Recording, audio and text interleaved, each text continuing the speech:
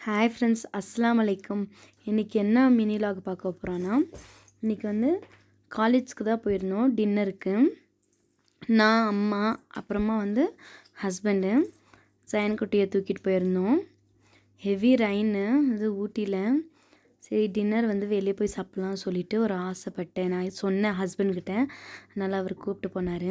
College தான் போனோம்.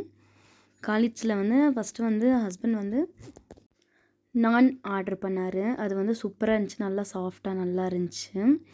நான்க்கு வந்து சிக்கன் கிரேவி வந்து ஆர்டர் பண்ணியிருந்தோம்.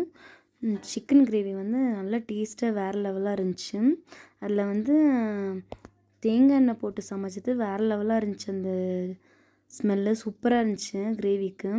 அந்த நான்க்கும் அந்த சிக்கன் கிரேவிக்கும் வந்து காம்பினேஷன் வேறு லெவலாக இருந்துச்சு.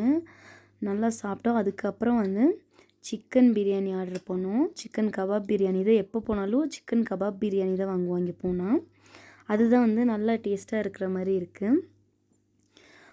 சிக்கன் கபாப் பிரியாணி வந்து 2 ஆர்டர் பண்ணியிருந்தோம், 2 வாங்கியிருந்தோம். அதுக்கு வந்து கத்திரிக்காய் பச்சடி, ப்ரெட் ஹல்வா, தயிர் சட்னி வந்துடும்.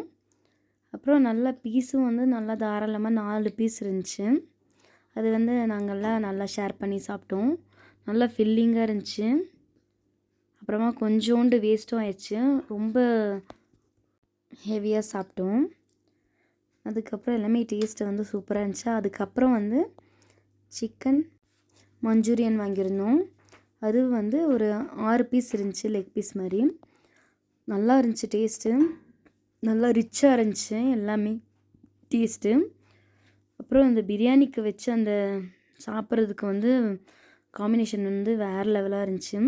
நான் வந்து கொஞ்சம் கிரேவி அப்புறமா வந்து எல்லாமே வச்சு சாப்பிட்றதுக்கு செம்மையாக இருந்துச்சு. லாஸ்ட்டாக வந்து லெமன் ஜூஸ் இல்லாமலாம், அதனால் லெமன் ஜூஸ் வந்து ஆர்டர் பண்ணிட்டோம். நல்லா ஃபில்லிங்காக இருந்துச்சு, ரொம்ப சூப்பராக இருந்துச்சு.